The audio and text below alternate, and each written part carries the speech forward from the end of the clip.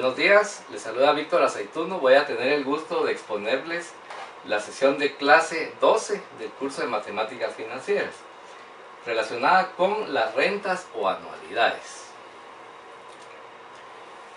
Una renta es sinónimo de anualidad, ¿sí?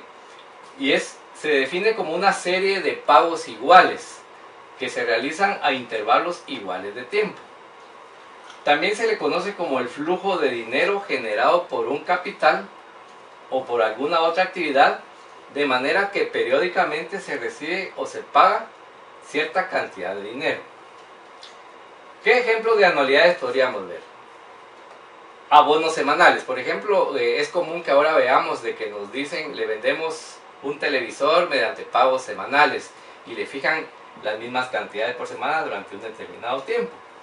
Pagos de rentas mensuales, por ejemplo, cuando uno alquila una vivienda, ¿sí? Dividendos trimestrales sobre acciones, también. Pagos semestrales que se hacen de intereses sobre bonos, o bien primas anuales en pólizas de seguro de vida. Entonces, lo importante acá es de que son pagos iguales los que se van a estar percibiendo en cada uno de los periodos de tiempo que se convengan. En las rentas o anualidades intervienen varios conceptos que es necesario a veces conocerlos para no dar lugar a confusiones. ¿Cuál es la cuantía de la renta? Es la cantidad de dinero que se recibe o se paga, sería la sumatoria de todos, ¿verdad? Todos los valores que nosotros estaríamos al final percibiendo en un determinado periodo de tiempo. El intervalo de pago se le llama al tiempo transcurrido entre cada pago sucesivo de la renta o anualidad. Puede ser un mes, una semana, 2 meses, 3 meses, un año, etcétera, ¿sí? El plazo de renta viene relacionado también, porque estaríamos hablando el tiempo contado desde el principio del primer intervalo de pago hasta el final del último intervalo de pago. La renta anual sería la sumatoria de todos los valores que hemos estado recibiendo en cada uno de los periodos, ¿sí? Conjunto o sumatoria de todos los pagos hechos en un año. Digamos, una renta anual de 100,000 quetzales, pagaderos trimestralmente, significa que en cada trimestre nos dieron 25,000 quetzales, ¿sí? 25,000 por 4 trimestres equivale a los 100,000. Una renta cierta. La renta cierta se presenta cuando con exactitud se sabe la fecha de inicio y de finalización de un flujo de renta. En este caso, los pagos inician y finalizan en fechas fijas. Nosotros ya sabemos, hemos previamente establecido o fijado esas fechas. Veamos acá una serie predeterminada de pagos periódicos, como decíamos hace un momento, los pagos de una televisión, por ejemplo, ¿sí? Una renta contingente, en el caso, es lo contrario de una renta cierta. Es aquella en la cual el plazo depende de algún suceso cuya realización no puede fijarse. Es contraria a la anualidad cierta. Un ejemplo, los pagos periódicos de primas de seguro de vida. Uno nunca sabe en qué fecha se va a morir. Entonces, en su momento, cuando sucede el siniestro, entonces finalizan. En este caso, el siniestro fue la muerte del asegurado cuando ésta se presenta, ¿verdad? Si es una renta temporal, vemos que es cuando se presenta cuando la fecha de término de un flujo es diferente de un flujo de renta, se conoce como exactitud. Nosotros estamos hablando, pues digamos, en términos de tiempo, en una renta que vamos a tener por 6 meses, por 8 meses, 10 meses, etcétera, ¿sí? Pero sí sabemos que el tiempo es fundamental para poderla establecer. Pero puede ser perpetua. Es contraria a la renta temporal. No se conoce la fecha en que finaliza ese flujo de renta. Puede ser una renta inmediata, o es aquella en que el primer término de renta ocurre en el primer periodo. Es decir, estamos prácticamente como anticipándonos, ¿verdad? O estamos hablando de que siempre que tengamos los periodos establecidos en el primer periodo, vamos a tener siempre un pago que se realiza. Pero puede ser diferido. Se presenta cuando el primer término de renta no ocurre durante el primer periodo, es decir, se puede fijar posterior al primero.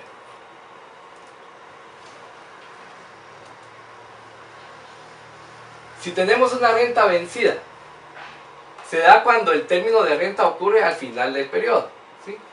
Si es anticipada, cuando el término de renta ocurre al inicio del periodo. Vean la diferencia, anticipada o vencida, ¿sí? Al final de un periodo y al principio del periodo. Constante, cuando los términos de renta son iguales. Cada vez que estemos recibiendo, estaríamos obteniendo la misma o percibiendo la misma cantidad de dinero. Variable, cuando varían los términos de la renta. Para el curso que nos ocupa, vamos a estar hablando de anualidad ciertas ordinarias. Van a ser ciertas porque conocemos con exactitud, ¿verdad? Es aquella en la cual los pagos son efectuados al final de cada intervalo de tiempo, intervalo de pago. Vamos a conocer el tiempo, ¿sí? Y la forma como estos pagos se van a estar haciendo. Por eso se le llama cierta ordinaria. En este tipo de anualidad, el primer pago se hace al final del primer intervalo de pago. El segundo al final del segundo intervalo de pago y así sucesivamente. Estamos hablando de cada vez que venza un periodo de pago, vamos a estar realizando esas obligaciones, ¿verdad? En una anualidad podemos hablar también en términos de monto S o de valor presente. Pero vamos a hablar ahorita del monto. ¿Cómo podemos nosotros manejar o llegar a una deducción de una anualidad en términos de monto? Si comenzamos advirtiendo que la unidad monetaria es un quetzal, por ejemplo, ¿sí? Por periodo de interés, por n años a la tasa de interés, por periodo de interés, y nos vamos a basar en una línea de tiempo. Como les decía hace un momento, los periodos son los mismos, ¿sí? Estamos hablando del mismo periodo de tiempo, un mes, ¿sí? Un año, etc. Pero estaríamos percibiendo la cantidad exactamente la misma en función del tiempo. Y estamos hablando de una cantidad de periodos diferentes. Desde 0 hasta n periodos de interés que vamos nosotros a estar percibiendo.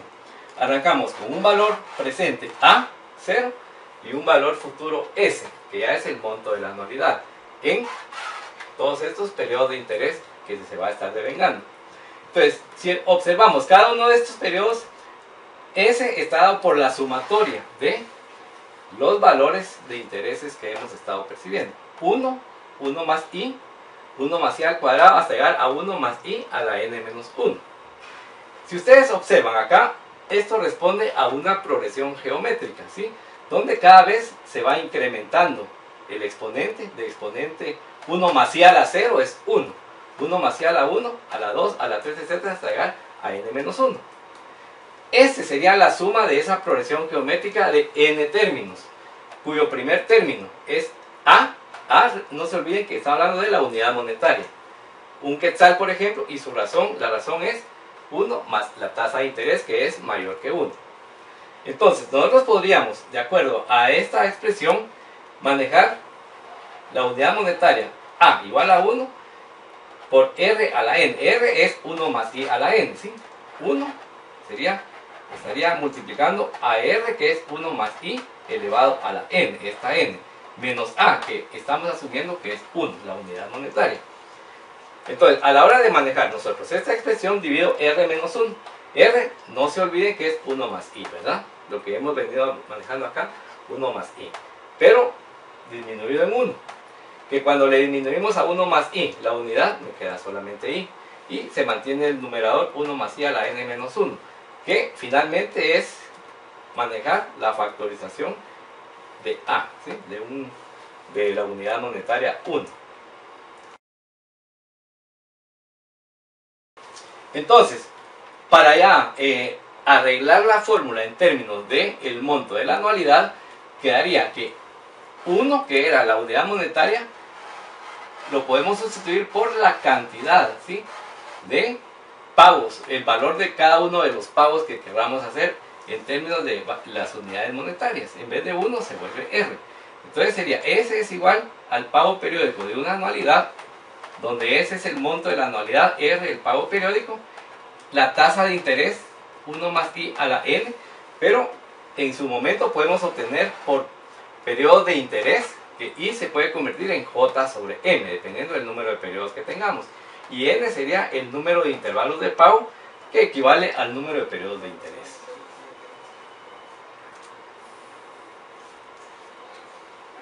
En el caso del valor presente, estamos hablando de una situación bastante parecida.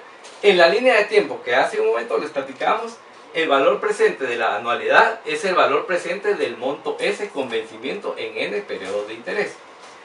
El valor presente, que lo vamos a representar por A, del pago de una anualidad de una unidad monetaria, ¿sí? Para que sea más fácil interpretar eso por periodo de interés y por N años a la tasa I por periodo de interés. Partimos de que A es 1 más I a la menos N.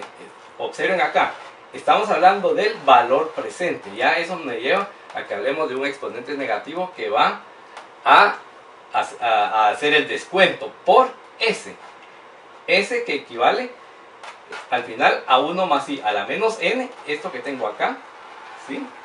Por esta S que equivale a 1 más I a la N menos 1. No nos olvidemos de la fórmula de S, cómo la veníamos manejando, ¿sí? Entonces, cuando nosotros manejamos este producto, resulta que A equivale a R, el valor de la renta, el pago periódico, ¿sí? Por 1 más I a la menos N. Entonces, dividido I. Para que mantengamos siempre donde I es J sobre M, la tasa de interés por periodo de interés, ¿sí? Y N, el número de intervalos de pago equivalente al número de periodos de interés. Veamos entonces este caso. El monto S de la renta va a ser la suma de los montos compuestos, de los montos de los distintos pagos, cada uno acumulado hasta el término del plazo. Entonces, vamos entonces a ver el siguiente caso. Supongamos una renta ordinaria de 2.000 anuales, ¿sí? Cada año vamos a estar teniendo 2.000 anuales durante 4 años al 10% de interés. Observen, estamos hablando de la misma cantidad por cada periodo. Entonces, año 0, año 1, 2, 3 y 4. Entonces, al manejar ese diagrama de tiempo, resulta que S va a ser igual a 2.000 por 1.10, ¿sí? 1.10 a la 3. No se olviden de que estamos descontando la unidad a cada uno de los periodos. N menos 1. 1.10 a la 3. Estamos hablando de 4 periodos, ¿sí? Sería 4 menos 1, 3. 2.000 a la 1.10 al cuadrado, a la 1.10, ¿sí? Y más 2.000 por 1.10 a la 0, que es 1 por 2.000, 2.000. Pero si invertimos en este orden, me quedaría que primero podríamos colocar 2.000 más 2.000 por 1.10, este segundo, por 1.10 al cuadrado y por 1.10 al cubo. Entonces podemos observar ahora, ¿sí? De que al factorar tenemos el 2000 como factor común de todos. Y me queda dentro de los paréntesis angulares, ¿sí? Lo que es 2000 dividido este 2000 es 1. 2000 por 1.10 dentro de 2000 me da el 1.10. 2000 por 1.10 al cuadrado, dentro de este 2000 es 1.10 al cuadrado y hasta llegar a 1.10 al cubo. De tal forma que 1 más 1.10 más 1.21 más 331, que equivale ya a elevar cada base a su respectivo exponente, llegamos en el momento de sumarlos a encontrar 4.641, la suma de todos estos valores manejados con su respectivo exponente. Por 2000 me da 9.282. Es decir, que esos pagos periódicos que yo venía realizando de 2000, ¿sí? En cada vencimiento, estaríamos acumulando 9.282 equivalente al valor al valor de ese monto. Si nos vamos a la fórmula general, ¿sí? A la fórmula general que hace un rato manejamos, dice 2000, como la razón es 1.10 mayor que 1, ¿sí? Lo que está considerado dentro de la base. Entonces vemos que la suma de los valores dentro de los paréntesis rectangulares que les decía hace un rato equivale a la suma del término de una progresión geométrica, con término inicial 1 y con razón 1.10 mayor que 1. Deduciéndose entonces, ¿sí? De que 2000, de acuerdo a la fórmula que anteriormente vimos, la fórmula del monto, donde tenemos R, que ahora es 2000 por 1 más I a la N menos 1. 1.10, 4 años menos 1. Este 1 lo que hace es regresar a ver efectivamente cuál es el valor de capitalización que estamos trabajando, ¿sí? Entonces 1.10 a la 4 sería 1.4641, restándole 1 me da 0.4641 que va a estar multiplicando a los 2000. Pero a la vez estamos restándole al 1,10 la unidad. 1,10 menos 1,10. Esto, 0.10 divide a este producto del numerador para llegar al final a encontrar que equivale a los 9282, que era lo que me daba en la parte inicial, ¿sí? O sea, de esto podemos deducir de que la fórmula es aplicable para no estar trabajando de uno en uno, ¿verdad? Muchas gracias, espero saludarles en la próxima sesión.